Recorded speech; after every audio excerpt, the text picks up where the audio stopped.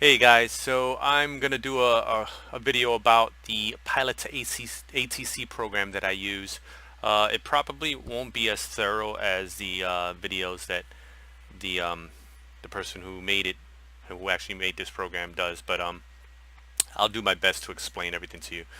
So this is the program. Once you start it up, you need to have the simulation running before this. Of course, this will connect. I mean, you can make your flight plan over here. All right, but the problem is, depending on how you have this set up. Now I have this set up to get the weather for my active next, but you can actually have this program connect to all kinds of stuff. Let me just open this up over here, show you what the weather is. You can connect to all of these. You can have the sim weather, have it connect to the sim weather. You can have it connect to NOAA real weather, Opus weather, FF Global real, WX, of course active sky, and Rex weather. I have it set to active sky because that's what I use for the weather itself within the sim. Now, the only thing that I found an issue with this is that for some reason the this program doesn't see the active sky weather for a while for whatever reason. Um, I haven't worked through it yet. I'm probably going to get in contact with the person who made the program and see what he can suggest, and it might be something really small. But anyway, since we're in here already, all right. First you have the P2A setup. You have your basic options over here. Your Pilot2Atc settings ignores avionics switches. This is I believe that it's either for the hardware, because you have, like, let's say your auto throttle on your SATEC panel. I'm not sure if, like, say the auto throttle is armed. If you were to select it to turn off within the sim itself, it would have a conflict. I've actually run into that before with certain buttons that wouldn't shut off because they were actually on my SATEC hardware. I just basically leave this where it's at. Over here is the information that you would put in. This needs to be done, especially if you're, flying a certain aircraft. Like, sometimes I fly Southwest aircraft, and I usually fly for United. But you would put that in here, so you would put Southwest and this number. And then what happens is, whenever you make the call or the call gets made to you, this is the information that it sees. All right. Play tone. There's a tone every time the radio switches to kind of give you an idea that the radio frequency has been changed. ATC settings. These are the basic settings that you can have in the program itself. I'm not going to go too crazy into this stuff. For your sounds, this I believe is for the chatter. Now, I haven't really gotten too much into this as of now because I've just been working with the program, but basically you can input all your chatter sounds so that whatever airport you're flying into, whether it be ground, tower, whatever, you can have that traffic in, basically that the chatter in the correct airport for the correct place. But like I said, this is probably very far in, so there's only a couple of people I know that have done that. For the voices, these are the voices that get put in. Now, there aren't a lot of voices, and to buy voices are just very, very expensive. So you're going to have to stick with what you can get from Windows 10, which is what I'm using. With the other Windows variations, I don't know what you can do for that, and just basic information over here. The speech, I'm not too sure how far into this goes or what exactly it is. I'm sure it just has something to do with the way it understands you or something like that. AI traffic, now this is a little confusing for me because I'm not too sure that this can actually control AI traffic. Maybe it can do something in the air, or I'm not sure. I can't actually tell you how much into this. Now, I don't know, because one thing about using this program in FSX is that the way I have it set up right now, I think it's like 50% aviation, 50% whatever is in the settings. Whenever I'm on my approach, I will get calls like crazy about traffic at 10 o'clock, traffic at 12 o'clock, 3,000 feet. I'm over at 1,000 feet. I'm getting traffic at 12 o'clock, 6,000 feet. And I believe that's the issue with this program not being connected to the FSX's traffic itself, the UI traffic. let's see, flight plans. This is the information that you can actually have in your flight plans. You can have it, you can have ATC assigned to SIDS, assigned to stars, randomized SIDS or stars. If you fly into the same airport a lot using the same SIDS and using the same stars and or SIDS, whatever the case, and you get bored, you can actually have them randomize it so it's something different. So this is basically self-explanatory for what you can do with the flight plans that you do. Of course, you got your weather, and then over here for the buttons, you want to have a dedicated button so that when you speak, you hit the button, the PTT button, so that they can hear you. What I really like about this program is that it really understands you. If you say something wrong, it will tell you to repeat yourself, and there are a couple of ways you can do this. Now, you can actually talk for everything, or you can do just the basics where you're calling for taxi, or you're calling for clearance or something like that, and then you can have your co-pilot within this program. Now, he doesn't control anything within your aircraft at all, but he does control the radios, and he can do all the radio communication for you. Like I said, you could have him do everything, or you could just have him do the basic calls like transitions, and when you're switching from one person to the next, and so on and so on. Over here, not to jump, let me get this out of the way. Over here you have, oh sorry, let me connect. This will show you ATC information currently not available. we gotta go, just give me 1 second to ATC try to get this out of the way. Currently not available. Where is it? Frequency. ATC information currently not available.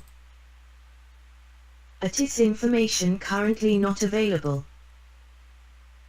ATC information currently not available. ATC information currently not available. Why won't you switch? Ah, ATC okay. information currently I'm not sorry, available. guys. You know why? Because the aircraft is off, ATC so information currently not no radio. available. Just give me 1 second, and I will take care of ATC that. information currently not available. ATC information currently not available. Let me get over here. ATC information currently not available. There we go. Sorry about that, guys.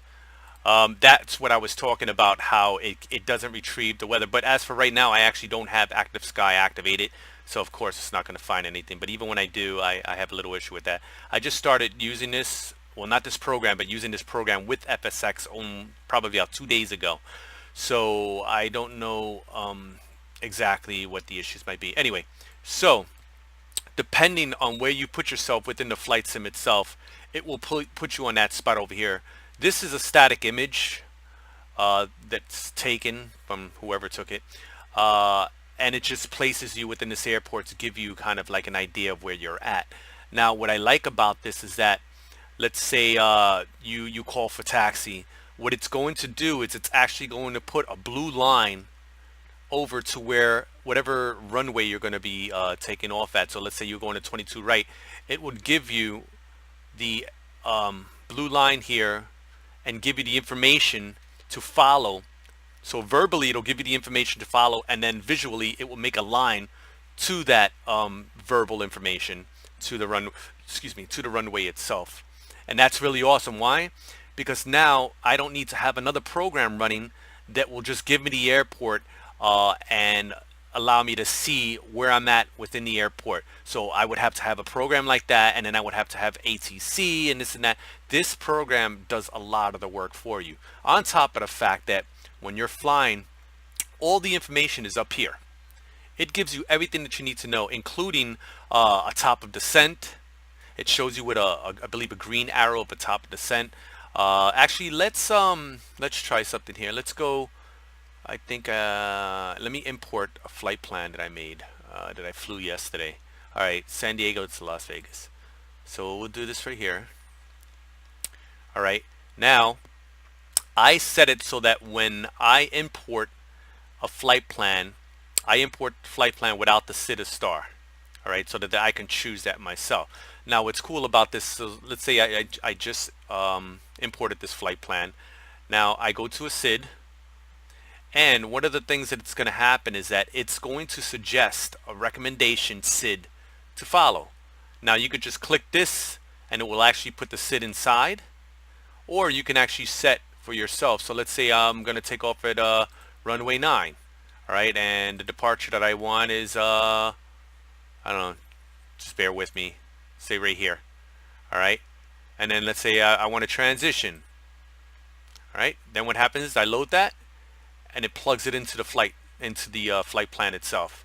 Okay, now let's see, I want a star. All right, it's saying okay, recommended. Let's say I'll take the recommendation. I'm gonna click that and I'm gonna load it in. Gotta pick a transition point. Bam, load it in. Give it a second. Boom, there you go. Now the approach.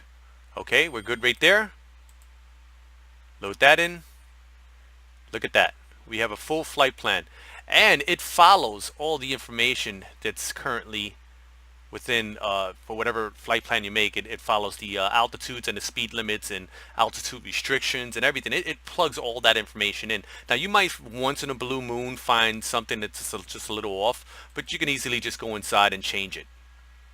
Okay, so now what I do is I build my flight plan with PFPX because I also have TopCat. And then whatever plan it makes, I plug it into here, and then I already know the sit and start that I'm going to take in a runway, the departure runway and arrival runway, and I plug all that in. But what I like about it is that it's all in one program. That's it. I just need to go to one program. So let's say I'm gonna, then what you do is you validate it, and what it'll do is it'll check everything within this flight plan to make sure everything is good. And I've actually had flight plans where I changed some things and I validated it, and it was just like, oh no, something's wrong there. This is what you should be doing, and it changes it around for me. And then you file it. Now I'm not going to actually take this flight, but I'm going to try to show you how exactly it works. Let this file. Alright, so now we're filed. Now if you come down here, you have, let's see, oh, what happened to it here?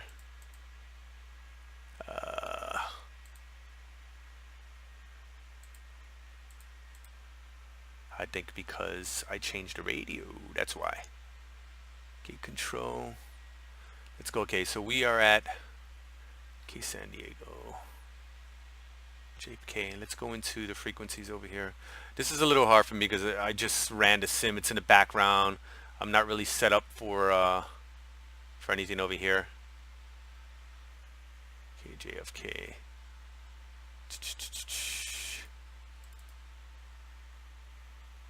All right, let's see. Let's switch this over.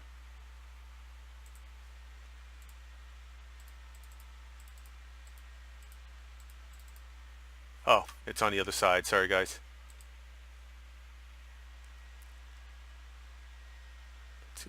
It's for some reason it's picking clearance delivery.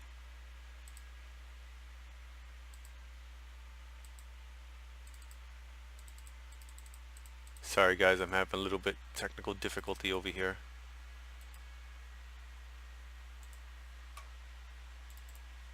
Come on, switch. 13505. Let's go in here. 13505. We'll switch it up in here. 13505. Now let's see.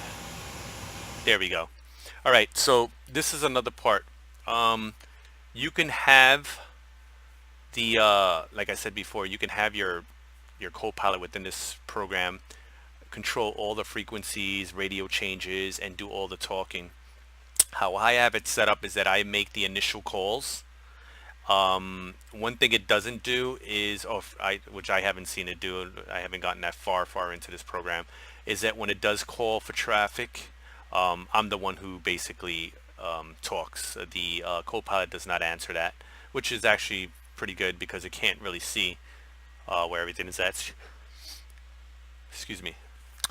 So since I have a button set up on my yoke system over here, I would say, what are we at? Which, this is what I'm talking about. Because if I were to say United or something like that, it'll basically say, let's actually try that. Watch what happens. United 1812, ready to copy. 1812 is cleared to Kilo Lima Alpha Sierra, climb via the MMOTO1 departure, with the MATO transition, then as filed. Expect departure runway 09. Climb to flight level 250 via the departure. Expect higher clearances 10 minutes after departure. Departure on 123.7 squawk 4240. Now watch what happens. 1812 is cleared to Kilo Lima Alpha Sierra, climb via the MMOTO1 departure, with the MATO transition, then as filed. Climb to flight level 250 via the departure. Expect higher clearances 10 minutes after departure. Departure on 123.7 squawk 4240 Southwest 1812. Southwest 1812 read back correct. Altimeter 3009er contact ground on 121.65 when ready for pushback enjoy. Okay. Altimeter 3009er ground on 121.65 Southwest 1812. Okay, first things first, this made me out to look like a liar. Because usually I forget to change this if I'm flying a different airliner. And it would basically tell me, you know, hey, well, not in exact words, but basically, we didn't understand who you are, you know, so on and so on. Call us with the right name. But I said United, and it still took it. I guess it just looked at the 1812. But whatever reason, that's basically what it's like. This is how I have it set up because I haven't flown in a while, and I got myself back into this, and I want to get comfortable. I've been using 3 or 4 or 5 different programs, so I had to relearn all these programs all at the same time between After Sky Next, between Pilot2Atc, FS2 Crew, relearning how to fly the PMDG. It's just a lot. So for right now, what I do is I'm the one who initially calls, as you heard, and then I have the co-pilot do the rest. All right. Now, another time that I actually have to initiate the call is when I'm about to take off. I have to call up tower and tell them that I'm ready for takeoff, and then from there he answers, and so on and so on. That's how I like to do it as of now, and it works for me. So what else do we have over here? As you can see here, it gives you the information. It tells you destination for the top of descent, how many nautical miles, how long it's going to take. These numbers are all crazy right now because, like I said, I'm not really taking the flight. I just turned it on so that we can get some type of information over here. Now, one of the things I could do, I believe, so right now this gives us a static image of where the plane is. And let me see with the taxi. Okay, see where it says I want to see where they want me to taxi, but I have to get taxi instructions first. So Southwest 1812, ready to taxi. Southwest 1812 taxi to runway 09 via taxiways Alpha, Quebec, hold short runway 09. Taxi to runway 09 via taxiways Alpha, Quebec, hold short runway 09 Southwest 1812. All right. Now, as you can see, because I had this selected, it automatically made a line to where I need to go. Excuse me, to where I need to go. It's still at work going on because I have some different airports in there, so it gets a little confused sometimes. But this basically gives you the information you need. Actually, where is it taking me? I'm sorry, guys. That was I guess you're noticing an issue. 99.9% of the time, it works. Believe me. This is just a fluke because, of course, I'm recording this. Anyway, it's probably right. Let me see. Actually, maybe I may be wrong. 13 right? Is that where it has me going? No, 9. What the hell is... Oh, boy. I'm trying to find... Oh, wow. Yeah. Well, you kind of get the gist of it. 13 left. Actually, you know what? I think Is this my fault?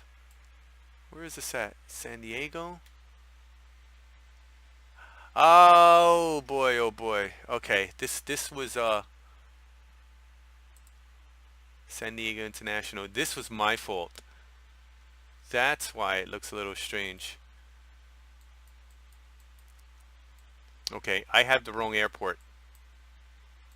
This was my fault, guys. I'm sorry. But because I'm not going to do the video all over again, this is basically what it would do. It would show you the traffic line to the runway, and once you take off, you take the runway out, and you come out, and it'll show you the flight plan itself. It'll show you the whole flight plan with all the routes, even down to the approach and everything. And this information will start to show you what you need to do. This information up here will change, and you can follow it. So like I said before, not only do you have an instrument that will tell you where your plane is within the airport, it will tell you when you're taxiing, how to get there.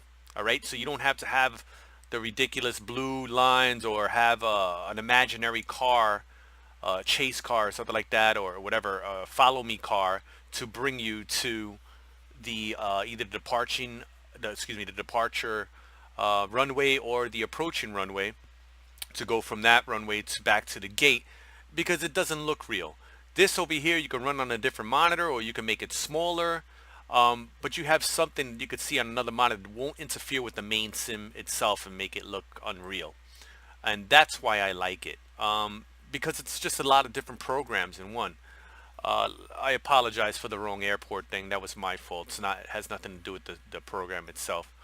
But that's Pilot2Atc. Now there's a lot more. Believe me, there's a lot more. I'm just trying to give you kind of an idea of what this program does. It's I believe it's $59.99 or $59.95. I don't make money off of this program. I do these videos because I like to do videos for programs that I like to work with. You know, I don't get paid for it. I don't do any of that. So I'm not trying to sell this on you. You'll either like it or you won't like it. It's up to you. They do have a 10-day trial, and it's a full trial. There's nothing that doesn't work. It completely works as a paid version. They just give you 10 days to use it because, of course, you know, it's a pain to do the kind of like a return off of a digital download, you know, and they're giving you 10 days. If you can't decide that you like this program within 10 days of using it, I don't know what to tell you. But I hope this kind of gives you a glimpse on this program. If there's anything else you'd like to know, you can just write, and I'll let you know. And once again, I apologize for the hiccup on the airport. Like I said, I imported the last flight that I did, and I'm not at the right airport. Anyway, well, hope this helped, guys. I'll talk to you later.